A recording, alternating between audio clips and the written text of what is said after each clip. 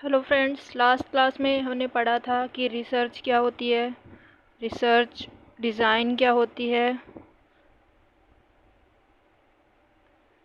Research design के steps क्या थे और उससे रिलेटेड कुछ पीवाईक्यूज देखे थे। आज की क्लास में हम पढ़ेंगे हाइपोथेसिस क्या होती है, उसके टाइप्स क्या होते हैं और हाइपोथेसिस टेस्टिंग में जो एरर्स होते हैं वो क्या होते हैं। चलो स्टार्ट करते हैं।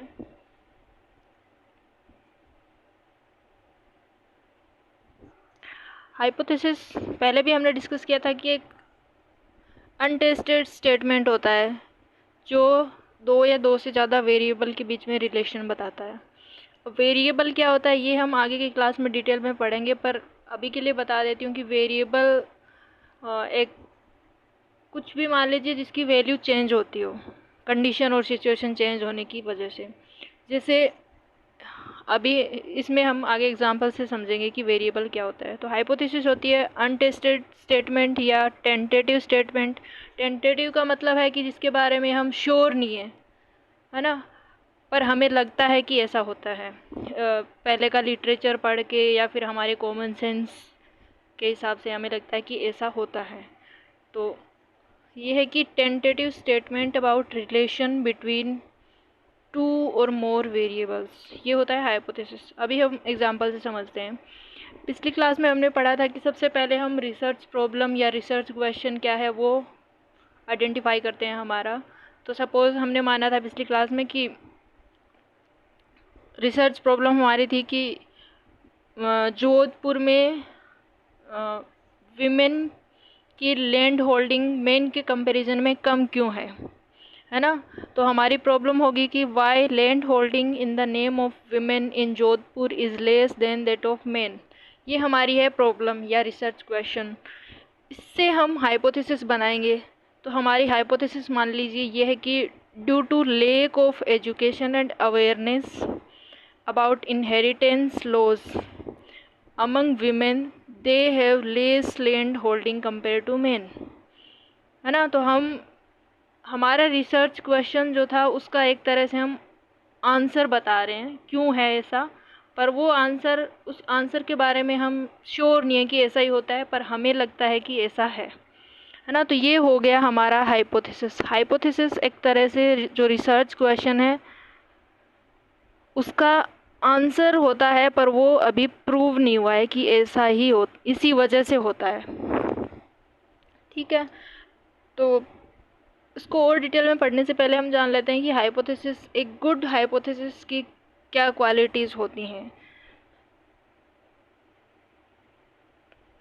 हाइपोथेसिस में सबसे पहले ज़रूरी होता है कि जो वेरिएबल्स हम ले रहे हैं, जैसे इसमें है वेरिएबल लैंड होल्डिंग, नहीं ये तो रिसर्च क्वेश्चन है। जैसे इसमें है एजुकेशन एंड अवेयरनेस, ये है एक वेरिएबल, एक है लैंड होल्डिंग। तो एजुकेशन और अवेयरनेस में वेरिएशन होगा तो लैंड होल्डिंग में चेंज होगा।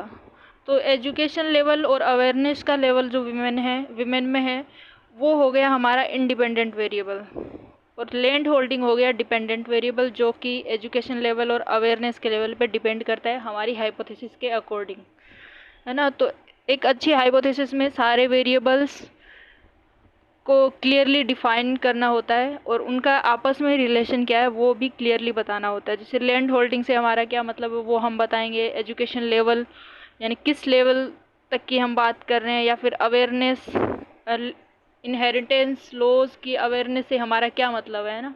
तो वो हम स्पेसिफाई करते हैं कि जब रिसर्च डिज़ाइन बनाते हैं तो उसमें सब के बारे में, तो ये क्लियरली होना चाहिए सब।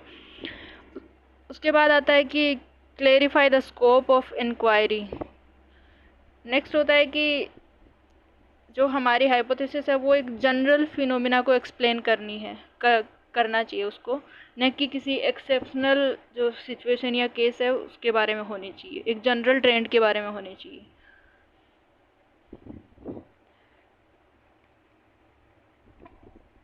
It should provide a framework for summarising the result. And next है कि it should direct investigation on right track. यानी ऐसा नहीं है कि हम ऐसे ये हमारी प्रॉब्लम है कि लैंड होल्डिंग वीमेन के पास कम क्यों है। इसके रीजंस और भी हो सकते हैं, पर हम जो वेरिएबल ले रहे हैं वो है एजुकेशन एंड अवेयरनेस, और हम उसी को लेके हमारी टेस्टिंग करेंगे, न कि कोई और वेरिएबल। और भी रीजंस हो सकते हैं क्यों है वीमेन के पास लैंड होल्डिंग कम, पर हमारा जो वेरिएबल है वो हमें गाइड करेगा कि हम जो इन्वेस्टिगेशन है वो उन वेरिएबल्स के हिसाब से करें।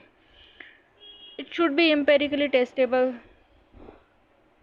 यानी यहाँ एक अलग एग्जांपल लेके समझते हैं। जैसे इसमें है कि young people are more radical. यहाँ ये भी स्पेसिफाई नहीं है कि यंग पीपल किसको माना जा रहा है, रेडिकल से क्या मतलब है, क्या रेडिकल में एक्सट्रीमिस्ट आइडियाज़ उनको भी इंक्लूड कर रहे हैं या नहीं। तो ये सब क्लियरली डिफाइन होना चाहिए। तो जब ये क्लियरली डिफाइन होगा कि यंग पीपल, मान लो हमने लिया 15 से 30 की एज के, तो हम इन्हीं लोगों को स्टडी करेंगे, है ना। तो हर वेरिएबल को हम कैसे टेस्ट करेंगे,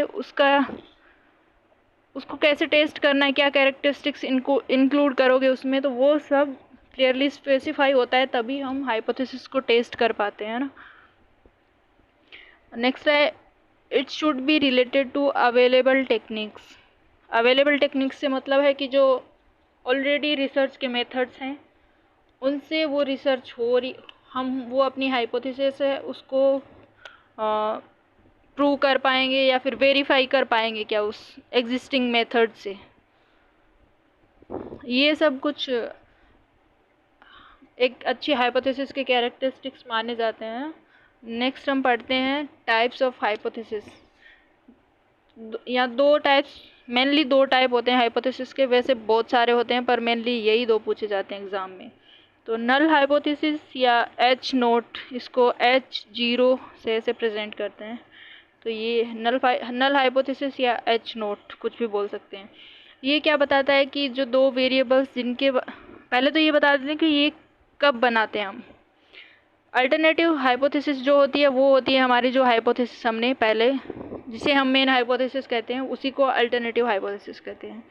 पर जब हम अल्टरनेटिव हाइपोथेसिस को टेस्ट करते हैं, डेटा कलेक्ट करने के बाद डेटा इंटरप्रेट किया हमने और हम अब देखना चाहते हैं कि हमारी हाइपोथेसिस सही है या नहीं, तो इसको टेस्ट करने के लिए हम नल हाइपोथेसिस बनाते हैं।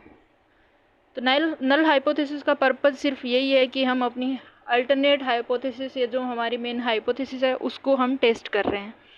तो सबसे पहले है कि ये नल हाइपोथेसिस है वो बताती है कि देयर इज़ नो रिलेशन और no difference between the variables under observation. इसको हम एक एग्जांपल से समझते हैं। जैसे हमारा हाइपोथेसिस था कि विमेन की लैंड होल्डिंग्स कम मेन के कंपैरिजन में कम क्यों है, क्योंकि उनके पास एजुकेशन और अवेयरनेस कम है ना। तो ये हमारी हो गई मेन हाइपोथेसिस जो बताती है कि दो वेरिएबल के बीच में कुछ पॉजिटिव नेगेटिव कुछ ऐसा रिलेशन है। और नल हाइपोथेसिस जो कहती है कि कोई रिलेशन या कोई डिफरेंस नहीं है जो वेरिएबल हम इन्वेस्टिगेट कर रहे हैं उनके बीच में। तो नल हाइपोथेसिस इस केस में हमारी हो जाएगी कि हाँ, तो नल हाइपोथेसिस होगी कि there is no difference in education level and awareness about inheritance laws between men and women. Main hypothesis कह रही है कि विमेन में अवेयरनेस कम है, एजुकेशन कम है, तो उनके पास अवेयरनेस कम है इनहेरिटेंस लॉज के बारे में, जिसकी वजह से उनके पास कम है लैंड होल्डिंग। पर नल हाइपोथेसिस उसका उल्टा बोलती है कि मेन एंड वीमेन में कोई एजुकेशन लेवल में या अवेयरनेस में कोई डिफरेंस नहीं है ना। तो या इसको ऐसे भी लिख सकते हैं कि men and women are equally educated and aware about inheritance laws. तो ये हो गई हमारी नल हाइपोथेसिस। नल हाइपोथेसिस को it is use to test hypothesis जो हमारी मेन हाइपोथेसिस है या जिसे हम अल्टरनेट हाइपोथेसिस या H1 कहते हैं। It is formulated at the stage of statistical analysis of data to test हमारी जो मेन हाइपोथेसिस है उसको टेस्ट करने के लिए। अगर हम नल हाइपोथेसिस को रिजेक्ट कर देते हैं तो इसका अल्टीमेट मीनिंग होता है कि हमारी जो मेन हाइपोथेसिस है वो एक्सेप्ट कर ली गई है या फिर जो प्रूव हो गई है हमारी हाइपोथेसिस।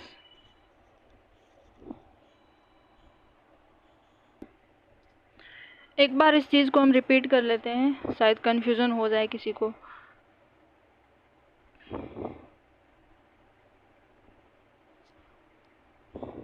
जो हमारी होती है अल्टरनेट हाइपोथेसिस, जिसे हम H1 बोलते हैं,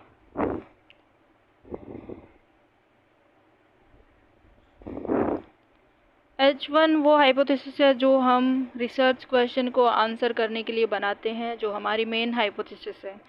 इसी को टेस्ट करने के लिए हम बनाते हैं नल हाइपोथेसिस। जब हमारा डेटा कलेक्ट हो चुका है और हम उसको एनालाइज इंटरप्रेट कर चुके हैं और अब हमें हाइपोथेसिस टेस्ट करनी है, तो हम बनाते हैं H0, जो ये बताता है कि दो या दो से ज़्यादा वेरिएबल के बीच में जो रिलेशन H1 में बताया गया है वो नहीं है, उसका उल्टा होता है H1। H0 H1 का उल्टा होता है। तो अगर हमारी H0 रिजेक्ट हो जाती है, रिजेक्ट होने का क्या मतलब है कि हमारी H1 कह रही है कि H0 के हिसाब से कि कोई रिलेशन नहीं है वेरिएबल के बीच में, जो H1 में वेरिएबल के बीच में जो रिलेशन बताया गया है वो है नहीं। तो अगर इस चीज़ को हम H0 को नकार देते हैं, जिसका मतलब ये होता है कि वेरिएबल में रिलेशन है, तो हमारी अल्टीमेटली हमारा जो मकसद है H1 को वेरीफाई करने का वो हो जाता है। तो आगे हम पढ़ते हैं। अल्टरनेट हाइपोथेसिस को दो अलग अलग टाइप्स में डिवाइड किया जाता है। पहला है डायरेक्शनल हाइपोथेसिस। डायरेक्शनल का मतलब है कि वो स्पेसिफिक डायरेक्शन बताएगा कि जैसे विमेन के पास कम लैंड होल्डिंग है, मेन के पास ज़्यादा है, तो ये डायरेक्शन होगी कि विमेन के पास कम है, मेन के पास ज़्यादा है, तो ये ऐसे कुछ भी हो सकता है डायरेक्शन। तो जो ये बताता है कि कम या ज़्यादा या पॉजिटिव नेगेटिव कुछ ऐसा बताए, वो होती है डायरेक्शनल हाइपोथेसिस।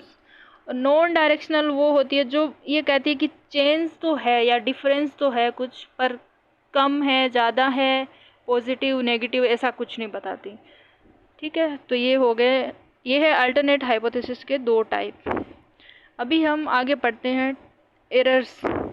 जब हम हाइपोथेसिस टेस्ट करते हैं तो उसमें कुछ एरर आ सकते हैं हमारे, या तो वो हो सकता है हमारे डेटा में सैम्पलिंग गलत करी हो हमने, गलती से हो गई हो, कोई एरर हो गया हो सैंपल चूज़ करने में, या फिर डेटा कलेक्ट करने में, या फिर डेटा इंटरप्रेट करने में। तो उसकी वजह से कई बार हम गलती से किसी हाइपोथेसिस को रिजेक्ट या एक्सेप्ट कर लेते हैं, जबकि वो ट्रू होते हुए भी हम। तो उसी में आता है एक टाइप 1 एरर। हाइपोथेसिस टेस्ट करने में टाइप 1 एरर क्या होता है? ये होता है जब रिसर्चर कोई नल हाइपोथेसिस है, वो एक्चुअल में सही है, पर उसने जो डेटा कलेक्ट किया है वो उस नल हाइपोथेसिस को रिजेक्ट कर देता है। अब डेटा कलेक्ट करने में गलती हमारी हो सकती है, सैम्पलिंग में हो सकती है गलती, फिर हो सकता है उस डेटा मेथड जो हमने चूज़ किया है वो हो सकता है अप्रोप्रिएट नहीं हो उस स्टडी के लिए, है ना। तो जब मान लो हमारी नल हाइपोथेसिस है इस केस में कि there is no difference in educational level and awareness about inheritance laws between men and women. अब जो डेटा रिसर्चर ने कलेक्ट किया है वो मान लो कि ये एक्चुअल में ट्रू है कि इनहेरिटेंस में डिफरेंस जो है मेल और फीमेल में जो लैंड होल्डिंग में डिफरेंस है, वो डिफरेंस तो है, पर एक्चुअली इस वजह से नहीं है कि एजुकेशन लेवल या अवेयरनेस में कमी की वजह से है। उसका रीज़न कुछ भी हो सकता है कि सोसाइटी का प्रेशर, है ना।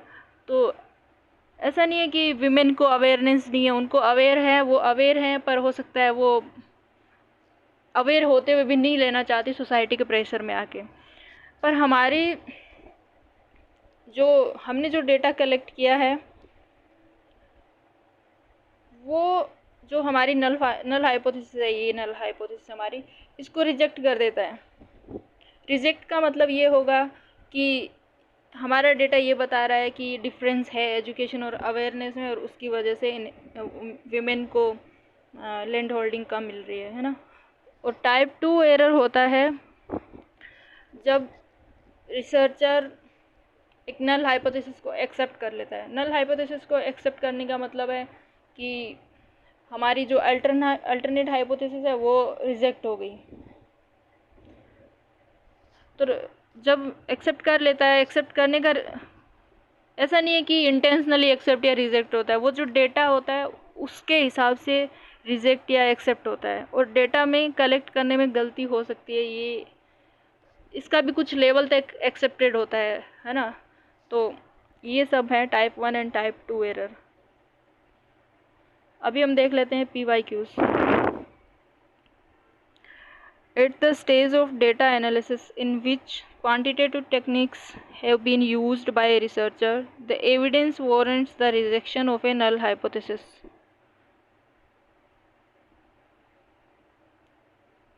Rejection of null hypothesis. Which of the following decision of researcher will be deemed appropriate?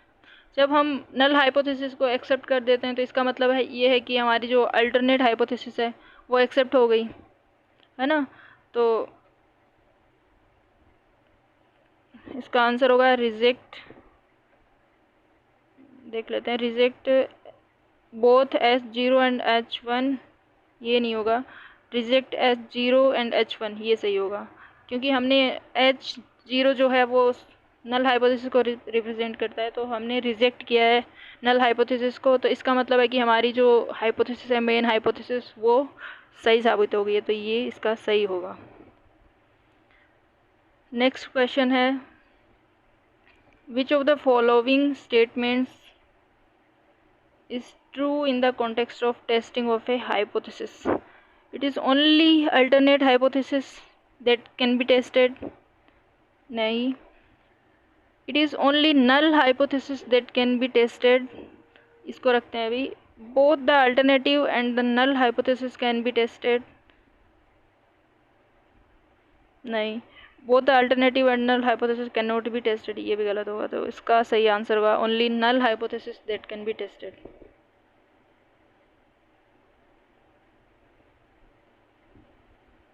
इसमें यहाँ किसी को कन्फ्यूज़न भी हो सकती है कि नल हाइपोथेसिस को कैसे टेस्ट करते हैं हम।